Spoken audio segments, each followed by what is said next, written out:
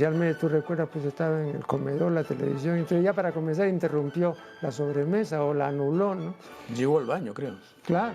Para ser coherente. Atractivo, magnetismo, estupor. Dice, tal vez podamos curarnos de una neurosis, pero no podemos curarnos de nosotros mismos. Es una tentación perversa. Lo más interesante de ver a Marco Aurelio de Negri y a César Hildebrand es ver cómo durante 48 minutos dos exponentes de la cultura del siglo XX hablan con nostalgia de esa época en este siglo XXI. Y cómo con solamente una mesa, una escenografía, atrás dos personas conversando sin ningún efecto especial, sin ningún efecto de video, hablando sin gritos, pausadamente, pueden causar un contraste con lo que es usualmente la televisión abierta hoy en día, ¿no? Entonces yo creo que solamente ese remanso, esa isla, ver a dos personas conversando con cierta articulación, ya genera en sí cierto placer al margen del contenido del que hablaremos más profundamente, ¿no? Yo creo que la televisión aquí, después me dirás qué opinas, tuvo la gran facilidad de estar en la casa, cosa que no tuvo el cine nunca, porque había que ir a un local. Pero en la casa tenías la televisión ahí, inicialmente tú recuerdas, pues estaba en el comedor la televisión, entonces ya para comenzar interrumpió la sobremesa o la anuló, ¿no? Y luego, bueno, se mudó de lugar, estuvo en el hall, la sala de recibo, en fin. Llegó al baño, creo. Claro. Para ser coherente. Para ser coherente. Pero esta ya presencia del televidente, de lo que Sartori llama pues el homo videns, en realidad es el homo televidens, ¿no? Fue cada vez más creciente. Entonces sencillamente pues se posesionó ya de esta intimidad hogareña y la desplazó completamente, ¿no? Creo que toda nueva innovación tiene una serie también de inconvenientes, no solamente son conveniencias las que trae, ¿no? Última vez que estuvo acá el filósofo y el científico Mario Bunge, en una conversación muy breve que tuve con él, él insistía en eso, ¿no? Es decir, por ejemplo, todos los males que también ha traído la computadora, no solamente son bienes, pues, ¿no? Entonces recuerdo que dio una conferencia sobre eso, sobre la computación, y entonces enumeró pues los inconvenientes también de eso. Él decía, ¿no? Imagínense ustedes, para mí, viéndolo con ojos científicos, este mono desnudo que es el hombre, ¿no? Que es una cuestión pues completamente primitiva, está frente al invento más extraordinario del siglo XX. Entonces es absolutamente incongruente que este hombre primitivo esté frente a ese invento, ¿no? Pero es así, pues le decía yo, bueno, no hay nada que hacer, pues.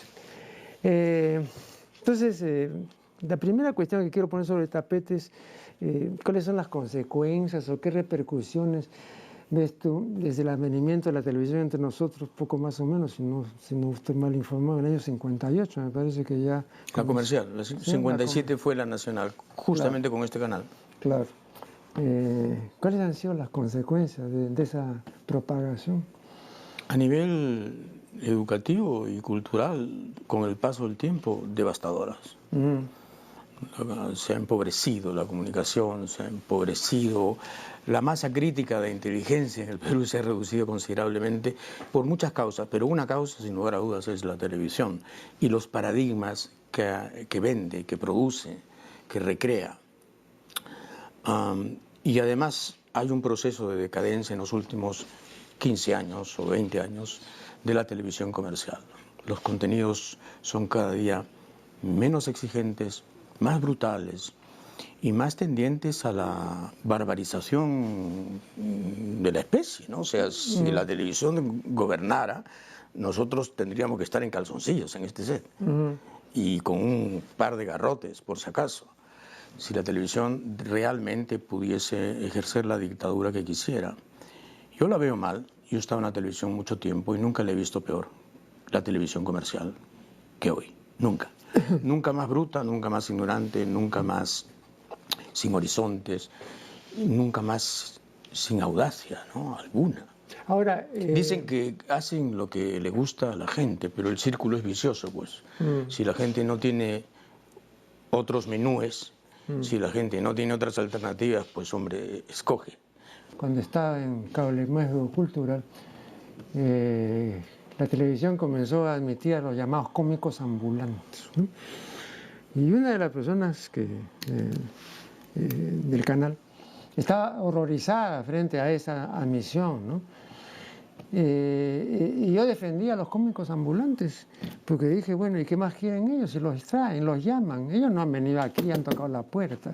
Entonces, han visto la coyuntura, pero los directivos del canal, no los cómicos ambulantes, porque ellos no podrían imponer nada. Y entonces han dicho, bueno, esto es lo que necesitamos, este tipo, digamos, de contenido, entre comillas, eso es lo que necesitamos. Exacto. Entonces, el asunto... Porque es un asunto de rating, Marco Aurelio. Este programa, que es muy bueno, que es magnífico, acepté porque rechazo muchas invitaciones y acepté esta porque es este programa. Pero este programa, pues, en términos de rating, es poco significativo. Sí. Y eso es todo un síntoma. Obviamente, una televisión comercial donde el rating reina porque los anunciantes pagan según qué tanto rating tenga un programa, en teoría un programa cultural no tiene cabida, ¿no? En todo caso, es interesante saber el diagnóstico, pero ¿cómo no nos podemos poner de acuerdo en cuál sería la solución? La autorregulación, el hecho de que el Estado intervenga finalmente. Yo me atrevería a decir, y me sumo a esta mesa, que probablemente el incentivo sea una buena salida, o sea, que el Estado otorgue incentivo a la señal privada que apueste por segmentos culturales, incentivos tributarios o de algún índole que sean creativos, ¿no? Porque yo sí creo en la autorregulación, pero también creo que el Estado debe dar esos incentivos. El gran problema precisamente es la presión publicitaria, el rating, la dictadura del rating. En realidad, la televisión es un montón de espacios que lo que venden es la publicidad. La protagonista es la publicidad y los intervalos son los espacios. ¿Con qué los llenas? Con aquello que puede precisamente producir, en fin, atractivo, magnetismo, estupor, sobre todo, lo último, ¿no? Y eso se ha ido degradando a un punto tal en que ya no es suficiente la violencia ni la muerte, sino el detalle de la muerte, una especie de pornografía de la muerte, ¿no? De qué tamaño era la herida, por dónde salió la bala, qué orificio es, cuántos fueron, etcétera, etcétera. Y no sé a dónde vamos a llegar, porque esto no tiene límites, evidentemente, y como no hay capacidad autocrítica alguna, el horizonte es infinito para esto. Claro, pero ahí viene el asunto que ya otra vez se ha debatido, de la autorregulación, ¿no? O, claro, yo aquí, y más de una vez, conversando con Fernando Vivas, que defiende la autorregulación, él me decía que era la única salida, ¿no? Entonces yo le recordaba que cuando Herbert Marcuse estuvo en Berkeley, en la Universidad de Berkeley, en la época de los 60, ¿no?, la protesta juvenil y todo lo que tú conoces, le preguntaron también eso. Oye, usted, ¿qué hacer con los medios de comunicación masiva? ¿Qué hacer? Hay que intervenirlos, pues. Yo a los 3 meses comienzo a cambiar la mentalidad de California. Mientras que se diga y se hable, no se puede hacer nada, pues. Entonces, esa es una medida drástica, ¿no? Bueno, acá se asustan, ¿no? Entonces te dicen, pues, cualquier cosa, ¿no? Pero no es necesario intervenir, basta apelar al artículo constitucional que dice que los medios de comunicación deben contribuir a la educación y la cultura. Lo dice la Constitución del 93, ¿eh? Estoy hablando de la fujimorista, la impuesta, la dictatorial. Ya no te digo la del 79. Así que la Constitución Pero la Constitución, como tú sabes, es un libro humorístico en el Perú. Claro. La pudo haber escrito Sofocleto. Es para matarse de risa la Constitución. Vamos a hacer acá una primera pausa y ya retornaremos.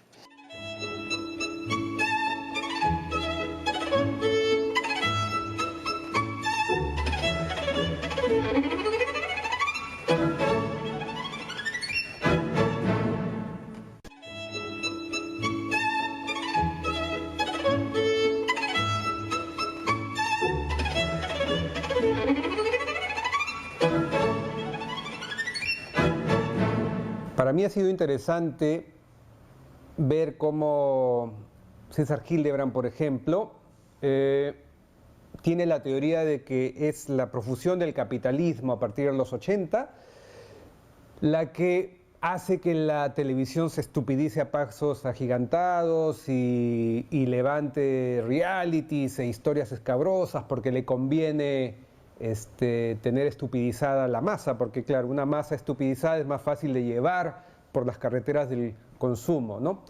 Puede tener razón, yo no soy tan, digamos, creyente en una teoría conspirativa global, pero sí creo que sin querer todos andamos en un sistema por el cual nos hacen consumir desde muy chiquitos. O sea, ya metemos a nuestros niños en jardines de la infancia en las cuales hay que pagar y entrar en una faja transportadora de exámenes incluso para ingresar, o era lo que había hasta hace poco en todo caso. Entonces, bajo esa perspectiva, yo creo que sí hay, digamos, un consumidor de televisión en teoría irracional, pero también siento que estamos en una transformación de lo que es la televisión hacia algo que no sabemos en qué va a terminar. O sea, es distinto los 80s y los 90s versus cómo se está empezando a consumir la pantalla hoy en día. O sea, cada vez más hay consumo a demanda, como se le dice al pago por contenido. Este televidente que ahora se dice víctima o dicen que es víctima de una serie de males ocasionados por la televisión, es un resultado de una televisión que adviene a mediados de la década de 1980, o un poco más adelante, pero no muy adelante, ¿no? O sea, antes de esa época no había ese tipo de televidente. El televidente que surge después es un televidente que ya está de suyo alterado o ya busca ciertas cosas, como por ejemplo el que probó drogas y entonces quiere seguir probando y quiere seguir experimentando y quiere seguir hundiéndose, ¿no? Entonces, pero no es un inicio. No sé si está de acuerdo entre esta primera etapa, llamémoslo así, del año 50 y tantos al 80 y tantos, y luego otra etapa ya deletérea. Sí, sí, básicamente estoy de acuerdo. Si recordamos la televisión en blanco y negro, por ejemplo, hombre, produce una especie de melancolía dulce, ¿no? Recordar a Pablo de Malengoita, a Pepe Luz, al propio Humberto Martínez Morosini, digamos, auroral, entre comillas. Sí, pues hacían televisión blanca, a eso le llamaban televisión blanca. El concurso Helen Curtis pregunta por 64.000 soles, ¿no? Esta es su vida.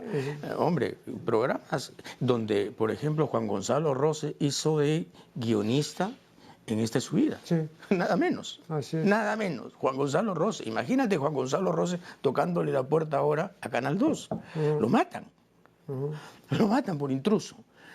Sí, era una televisión blanca, era una televisión casta y era un público distinto, sin lugar a dudas.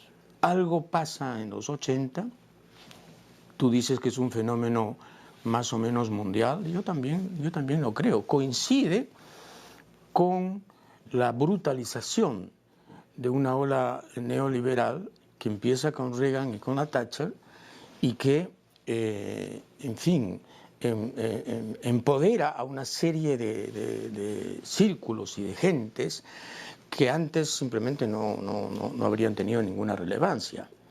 Me refiero al nivel mediático, ¿no? Claro. Les concede una autoridad que no tiene que ver con la meritocracia, sino con la imposición del mercado. La televisión norteamericana, por ejemplo, en esa época empieza a limpiarse de toda disidencia, empieza. Desde luego que hay todavía gente que piensa distinto, pero la gran limpieza empieza en esa época. Lo mismo pasa en Europa y en el Perú igual. Y efectivamente hay una necesidad mundial de que la gente esté menos informada, de que la gente sea menos lúcida, de que la gente tenga menos capacidad crítica. Es una necesidad mundial. El capitalismo con hipercríticos no funciona. Con críticos funciona a medias. El capitalismo necesita anuencia, necesita resignación y necesita mucha distracción. El crítico de televisión, Fernando Vivas, dice, y lo dijo aquí en este programa, y lo dice en su libro sobre la historia de la televisión peruana, dice, la figura más importante de la televisión del Perú en los últimos 50 años es Genaro Delgado Parker. Cuando dijo esto, yo le manifesté que esa era una afirmación estremecedora y estupefaciente. Sí, me dijo, seguramente te puede estremecer y te puede dejar estupefacto, pero los hechos son los hechos y el hecho es ese. Bueno, ahora, que diga que Genaro Delgado Parker fue el hombre más importante de la televisión, bueno, entonces habría que decir que la televisión que padecemos ahora también es producto de esta especie de sí campeador, de este fundador que es Genaro Delgado Parker, ¿no? Porque te das cuenta que es una frase contradictoria. Si dices que ha sido el hombre más importante de los 50 años, entonces es la mitad responsable de lo que está sucediendo ahora. Porque claro, el legado del señor Delgado Parker, entre otras cosas, es Risas y Salsas, que fue el programa que hizo del humor la pacotilla que es ahora en la televisión. La gran hazaña de Genaro fue que durante 20 años tuvo el programa de más alto rating con el menor costo posible, que se llamaba Risas y Salsas. Pero claro, el asesinato de Chaplin estaba implícito en ese humor, ¿no? El asesinato de toda ironía, de toda fineza y de todo humorismo real estaba implícito en ese programa. Yo creo que estamos en un proceso, todavía no terminamos de entender hacia dónde va, pero sí me queda claro una cosa: el ser humano cada vez tiene menos paciencia, quiere cada vez más inmediatez, quiere cada vez más el contenido que quiere ver. Y si los broadcasters, como se les llama, pueden captar eso y también captar una necesidad que sí, nunca cambia en la humanidad desde que nos sentábamos frente al fuego en cuevas, y es el consumo de cosas bien narradas. Entonces, si podemos mezclar modernidad en la forma, pero con un buen sentido narrativo, en el fondo yo creo que se pueden hacer cosas muy interesantes, y la visión apocalíptica de la que hablan estos dos señores creo que se puede paliar. Que el humor no estaba pues en Risas y Salsas, estaba, en fin, la parodia grotesca, la caricatura gruesa, la chabacanería, sí. Sí, no, pero digamos, te comienzan a hollar la trocha, digamos, del facilismo, que es una de las características de la llamada posmodernidad y de la era digital y de la sociedad informática. El problema de esta nueva etapa es que tenemos cuatro ismos, ¿no? En primer lugar, tenemos el inmediatismo, ¿no? En segundo lugar, tenemos el fragmentarismo. En tercer lugar, tenemos el superficialismo, ¿no? Y luego tenemos el facilismo. O sea, estos son cuatro ismos que están en todo y que están despotenciando al ser humano, porque dependen, ¿no?, de la multiplicación de prótesis, o sea, de adiciones. Entonces ahora tú no podrías concebir a un ser humano común y corriente sin la cantidad de prótesis que cualquier ser humano tiene, comenzando pues por el celular y 20 cosas más, ¿no es cierto? Si tú le quitas todo eso, entonces lo dejas desprotegido completamente, no sabría qué hacer. Cada adición es una pérdida de alguna facultad o una disminución de esa facultad que ya no se va a usar, ¿no? Sí. Entonces, claro. Entonces, pero no hay humanismo posible ahora. Claro, pero ya No eso, existe. pero tampoco ya eso es reversible. O sea, sencillamente el asunto es así y bueno, yo recuerdo, seguramente también tú lo vas a recordar, que cuando se popularizó la calculadora automática, ¿no? Tú ibas a cualquier cambista, y digamos que el dólar estaba a 3 soles y le decían, dame 10 dólares, no podía ser ya mental. Ese es el problema, ¿no es cierto? O sea, no, si tú ves aquí que apretando esto, que jalando esto, ya te evitas, ¿no? El esfuerzo o el pequeño esfuerzo, ¿no? Entonces comienza a lastrarse. Sí, pero digamos que podrías pensar que evitarte labores menores, como multiplicar o sumar, eso te daría tiempo para pensar en cosas mayores, pero no sucede eso. No, pues. Es que no usas la calculadora para no pensar en cosas, y tampoco piensas en cosas mayores. El problema es fundamentalmente la frivolización de la agenda, ¿no? No, pero- Este antropoceno, que ya se llama así, esta era espantosa en donde el hombre destruye el planeta y no hace nada básico para evitarlo, da una idea de que la estupidización humana, y ese es un tema recurrente en ti, es universal, absolutamente universal, y que tiene que ver muchísimo con una clase política que no está a la altura de los desafíos y que probablemente ha sido producida por las corporaciones precisamente por eso, porque no está a la altura de los desafíos. Le debe mucho más a la British Petroleum que al futuro, por ejemplo, la clase política inglesa. El fracaso de las COPs, este nuevo fracaso de la COP París, que está dando mediocridades, que está dando, en fin, generalidades, consejos de perogrullo, otra vez, compromisos que no se cumplen, etcétera, etcétera, tiene una idea de lo suicida que es el ser humano. Vamos a hacer acá una nueva interrupción y ya regresaremos.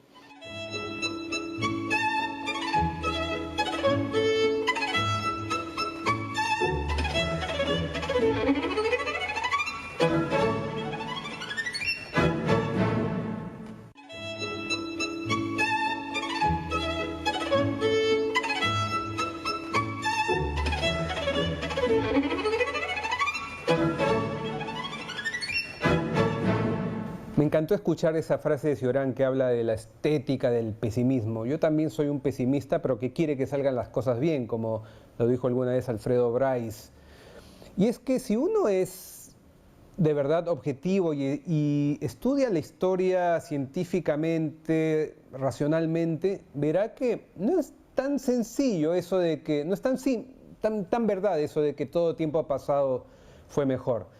O sea, yo le digo a usted, señor televidente, es decir, si tuviera un dolor de muelas ahorita, ¿en qué siglo le hubiera gustado vivir? ¿En el siglo XIX, XVII o en este momento? O si tuviera una fiebre infecciosa, ¿no sería mejor vivir ahora, en este momento? O sea, grosso modo, la humanidad en modo masivo nunca ha estado mejor que antes, mejor que hoy. Pero claro, nuestra mente se nutre del corto plazo, entonces vivimos las angustias de hoy. A mí me gusta ser crítico, pero también me gusta tener una visión esperanzada de lo que se nos viene. Yo he sostenido en más de un artículo, ¿no? Que con la sociedad informática y con la era digital advienen 4 ismos, ¿no?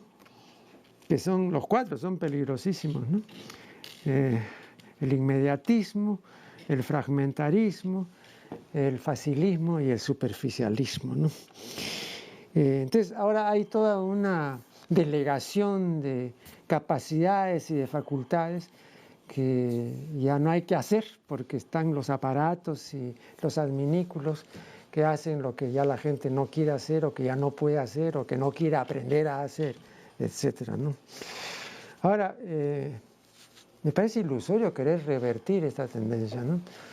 Pero visto así, desde el punto de vista puramente intelectual y objetivo, ¿qué se podría hacer si es que se puede hacer algo? Pero ¿tú no crees que eso que estás describiendo es parte de una política global trazada premeditadamente? para que precisamente la gente no se ocupe de lo importante. Bueno, pero eso supondría que hay ahí un genio maléfico. No. Puede haber perfectamente una concertación de intereses en la aldea global.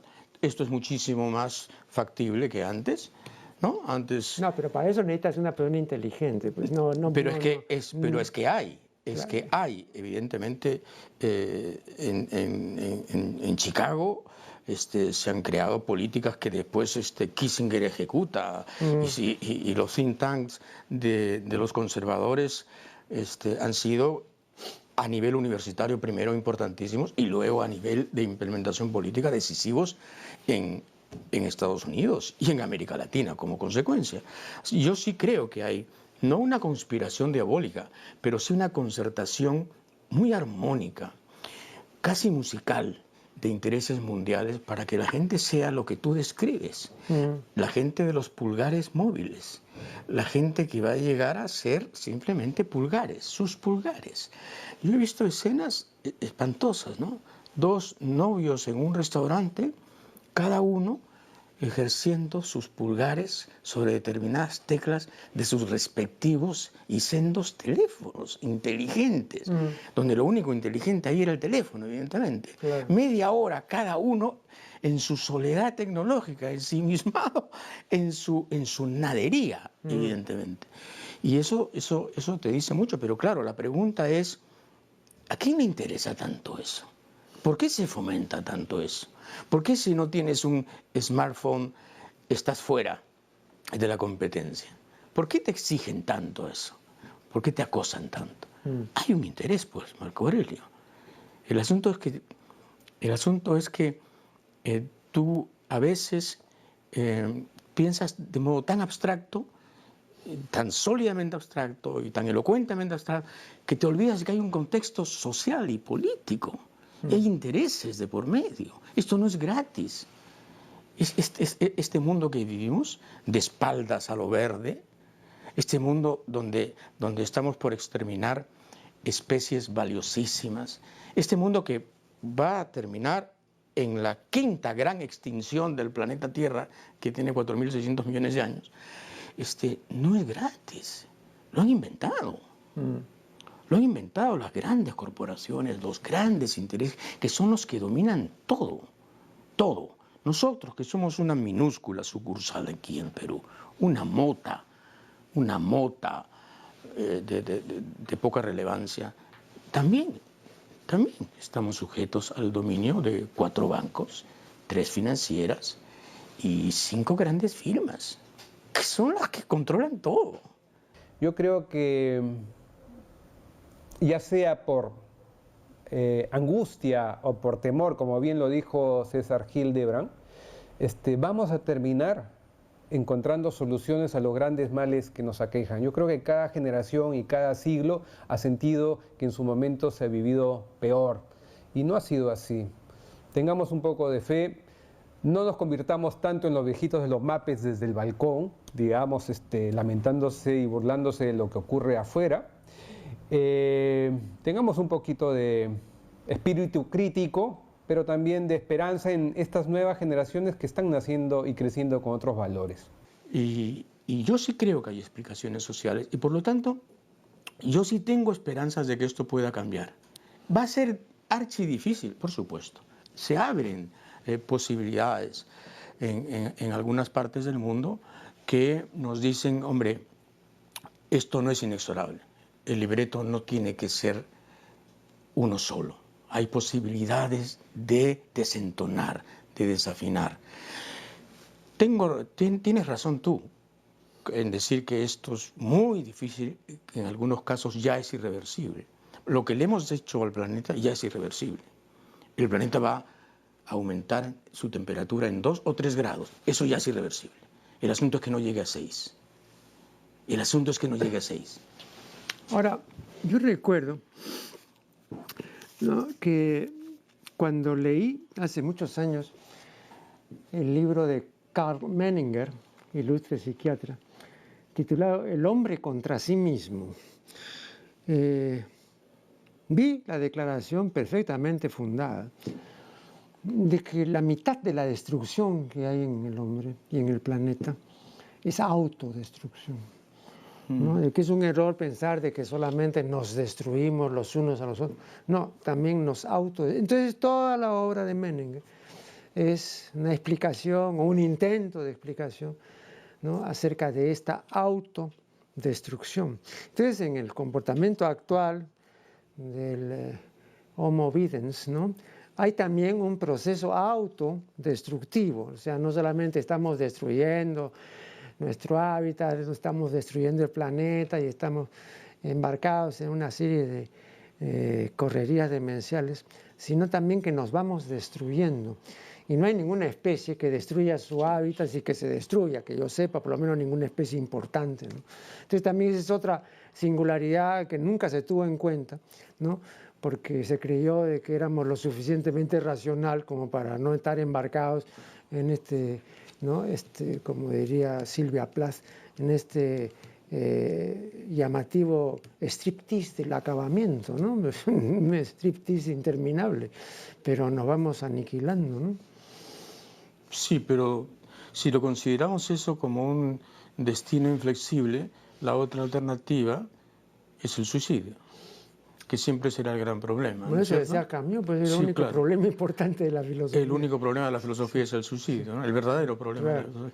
Pero yo soy un lector asiduo de Émile Cioran, que es también una de tus lecturas seguramente. Claro, ¿no? claro. Este rumano genial. Y hay una entrevista que le hicieron alguna vez y Cioran, bueno, desplegaba esta especie de estética del pesimismo, ¿no? Porque es un pesimista, era un pesimista que decía las cosas con tanta belleza que imantaba, ¿no? De verdad, daba ganas de ir con él al agujero negro que nos proponía, ¿no?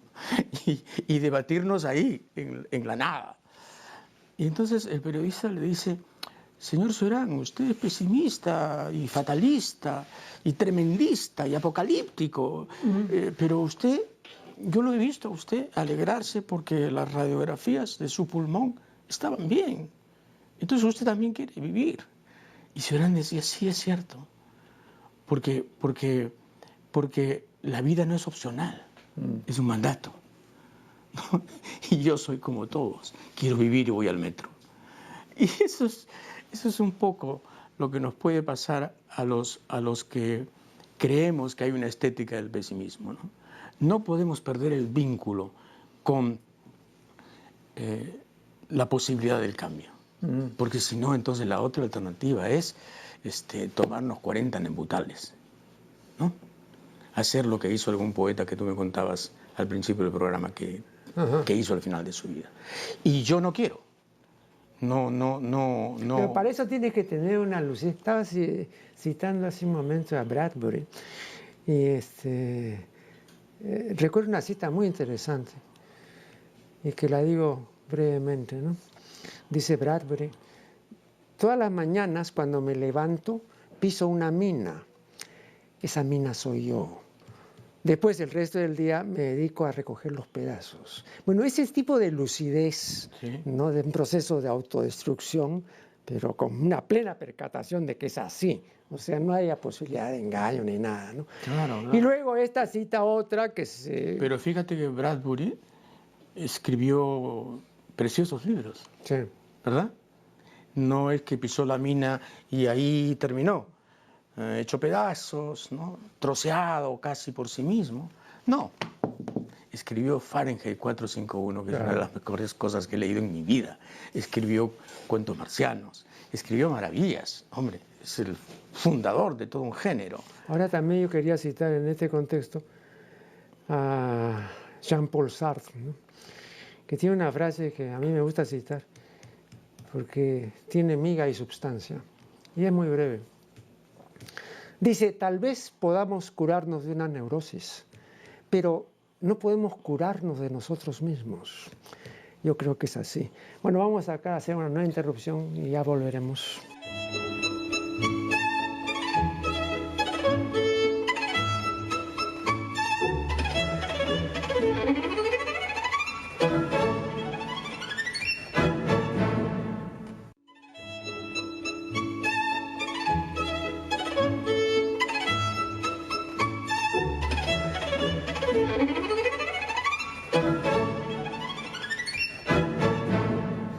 Recuerdo que hace 2 años y pico, cuando este programa salió en estreno, las redes sociales empezaron a hervir, muchos jóvenes empezaron a decir que esto era televisión de verdad y que obviamente todo lo demás es una basura, etcétera, etcétera. Yo no sé qué tanto de estos comentarios son poses, yo no sé si es que de verdad hay ese anhelo, aunque el libro de César Hildebrand acaba de ser el más vendido en la Feria del Libro de Lima, entonces eso te da señales de que hay sed, hay una nostalgia y hay sed también de escuchar a personas inteligentes, leídas, conversando, ¿no? Hay una oportunidad para eso. Me parece muy bien, me parecen buenos síntomas. Bueno, no voy a pedir a nuestro ilustre invitado, ya no diré pues recetas, ni siquiera paliativos para esta comprobación de una realidad televisiva devastadora y animalizante, ¿no? Sin embargo, sé que César Hildebrand tampoco no es un pesimista radical, ¿no? O es un pesimista, como dice Bryce, que quiere que las cosas salgan bien, ¿no? Huyo del pesimismo, me cuesta huir. Sí, ¿no? Me cuesta, pero huyo, sí, porque es una tentación perversa, ¿no? Y además poderosa. Pero en este caso, Poderosa. concretamente, tal como están las cosas en los medios, casi es una obligación ser pesimista, porque tampoco tendría que en mucho sentido, digamos, forjarse ilusiones. No, desde luego, desde luego. El diagnóstico es malo. Ahora, el pronóstico dependerá. El pronóstico en el plazo inmediato es malo también. Con la clase política que tenemos, con la abolición virtual de los partidos políticos, convertidos en maquinarias electorales o en improvisaciones caudillescas de opereta, ¿no? ¿Te imaginas, no? Los caudillos de ahora frente a los caudillos de antes. Claro. Entonces, sí, el pronóstico inmediato, pero yo creo que va a haber pues una reacción, yo creo. Si tú me dices, ¿y en qué te basas? De la juventud. De la próxima juventud. Esta juventud me parece que está demasiado impregnada de todo aquello que tú dices, ¿no? Sí. La frivolidad, los sismos que a ti te gusta Ya, enumerar. pero ¿cómo vas a desimpregnar a la siguiente, no? Porque se supone que habrá que tomar una medida para que no se contamine. Bueno, hay medidas, pues, por ejemplo, la reforma electoral es importante, ¿no? Obligar a los partidos a que sean partidos programáticos, que tengan requisitos, digamos, académicos, intelectuales, no solamente de bases ni de comités, sino de programas.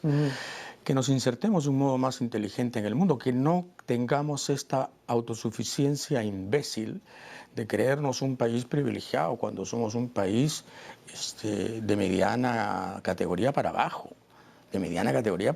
o sea, nuestra educación está en el suelo, nuestro nivel cultural es crítico, etcétera, etcétera, y sin embargo tú sientes que el peruano tiene una especie de optimismo irracional respecto de sí mismo y respecto del país. Esto, yo sé, es difícil que cambie, pero tiene que cambiar. Tiene que cambiar. Mira, yo tengo muchísimos años en el periodismo, como tú sabes, y lo que siento es un tiempo circular. Nunca he sentido el tiempo lineal de la teoría del progreso. Pero en este caso el eterno retorno. Sí, siento el tiempo circular, o sea, las frustraciones de ahora son las de ayer, las pérdidas de ahora, las pérdidas de oportunidades son las mismas de ayer. Es decir, hay una constante en el Perú que es justamente el despilfarro de las oportunidades. Creo yo que el solo hecho de ver a dos personas conversar sin gritarse y exponiendo sus puntos de vista, por más de que yo, por ejemplo, como televidente no esté necesariamente de acuerdo con alguna de las cosas que se dijeron, ya es un placer, porque nos enseña cómo debe ser el vivir en democracia o cómo debería ser la educación en nuestros hogares, en nuestras escuelas, ¿no? Estamos de tiranía en tiranía. Cuando yo era chico, el era un dictador el que se posaba ante nosotros frente a una pizarra y dictaba también, entre comillas. En la medida en que en nuestras casas haya más sobremesas, en la medida en que en nuestras escuelas haya más debate, en que nos podamos poner en los pies del otro para poderlo contradecir, yo creo que nuestra sociedad va a tener un mejor futuro. Espero que se multipliquen programas como este, donde dos personas leídas, inteligentes y con buen humor cuando quieren tenerlo, nos llenen la pantalla de este tipo de conversaciones, ¿no? Y probablemente los empresarios de la televisión se den cuenta de que hay una gran oportunidad ahí, solo que no se han atrevido a ser audaces porque no han querido rodearse de la gente más trome para esto. Por ahora estamos fritos. Pero, para decirlo en resumen, por ahora estamos fritos. Pero Bernard Shaw dijo, hablando de la democracia, que la democracia era el sistema que permite equivocarse libremente. Entonces aquí el sistema permite eso, ¿no? Entonces sencillamente los votantes no deciden su voto por el contenido del discurso, ni si fue reiterativo y se dijo una serie de trivialidades. Eso no decide el voto, ¿no? Sino cosas completamente ajenas, ¿no? Acá me gusta porque es muy simpático, o esta señora sí porque parece que es trabajador, etcétera. Cosas que están completamente fuera al margen de la ideología, ¿no? Completamente cosas así de la vida diaria. Ni siquiera es que a veces la gente vota por determinados mensajes, porque aquí el crónico ganador, el sempiterno ganador, el eterno ganador es el orden establecido. El mariscal Benavides sigue mandando acá, evidentemente. Y eso es lo que hay que romper. La democracia, efectivamente, en muchos países es un espejismo quinquenal, en donde nos hacemos la ilusión de que votamos. Al final de cuentas, no importa por quién votes, al final gana quien pone el dinero, a quien le debes, ¿no? Pero también hay otro argumento relacionado con las características de nuestra especie. Y por esas características es muy difícil que la democracia triunfe, no acá, en cualquier parte. ¿A qué me refiero? Nuestra especie es jerárquica y territorial. Bueno, toda especie jerárquica y territorial no es igualitaria. La democracia es igualitaria. Entonces es imposible que, digamos, en una especie que es... Lo único que le es normal a nuestra especie, desde el punto de vista evolutivo, es mandar o someterse. Pero sentirse igual a los demás o decir todos vamos a ser hermanos, eso puede hacerlo, ¿no? Pero demanda tal esfuerzo y el ser humano ha tenido tanta repugnancia siempre a esforzarse y a responsabilizarse que entonces prefiere lo otro, ¿no? Entonces recuerdo... Claro, bueno, ese fue el sueño del socialismo real, ¿no? Claro. Y miren qué terminó. Claro. La igualdad convertida en una ploma dictadura de unos cuantos.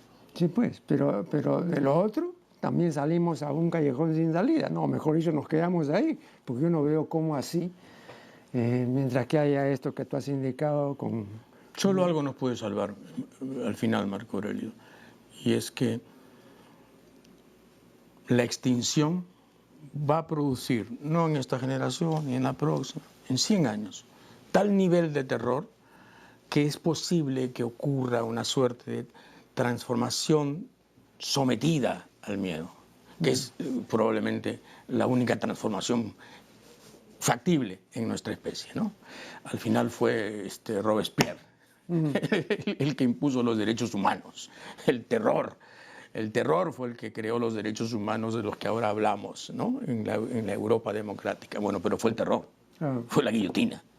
Bueno, el terror a la extinción, cuando haya ciudades como Lima sometidas a un crecimiento de 5 o 6 metros del nivel del mar, cuando haya islas que desaparezcan y cuando el clima haya cambiado de tal modo y cuando la acidez del mar haya extinguido la mitad del plancton, que eso es lo que va a ocurrir, y eso es lo que prevén los científicos, cuando el dióxido de carbono empiece a embrutecer aún más a la gente, ese terror es posible que produzca un gran cambio en la humanidad que se deshará de esta clase política absolutamente impresentable a nivel mundial, y creará liderazgos de emergencia que son los únicos que nos pueden salvar. Al final esa es, fíjate, la esperanza verde en la que uno puede sostener la existencia. Luchar por ello es lo que a mí me mantiene. Luchar por ello es lo que a mí me mantiene. Porque de otra manera abandonamos el barco y nos dedicamos al periodismo, ¿no? Borges decía que no hay nada más difícil que el periodismo, porque el periodismo consiste en fingir que todos los días pasan cosas importantes. Claro. ¿No? Claro. Cosa que es absurdo, ¿no? No pasan todos los días cosas importantes. Todos los días pasan estupideces.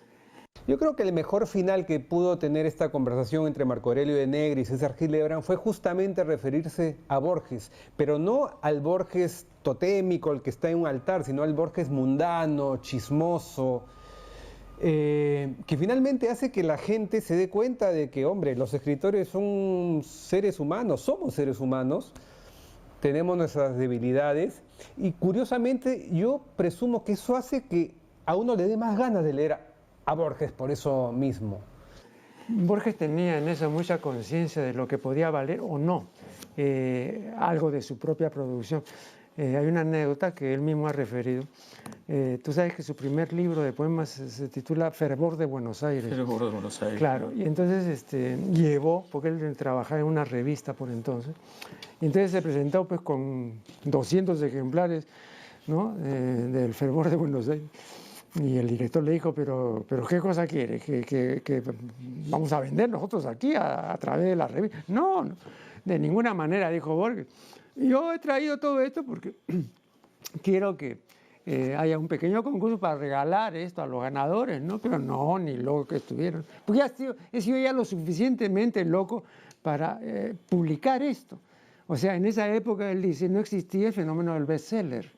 Entonces una persona que hacía una edición de 300 ejemplares se quedaba con 200, pues no, porque claro. no sencillamente eso no era ningún éxito. Qué chismoso era Borges, ¿no? Ah, bueno. ¿Tú has leído las conversaciones con Bioy Casares? Sí, extensísimas. Qué maravilla, ¿no? Sí, así es, así es. Pero es una fuente de chismografía intelectual, literaria y no literaria, chismografía bonaerense, porteña, ¿no?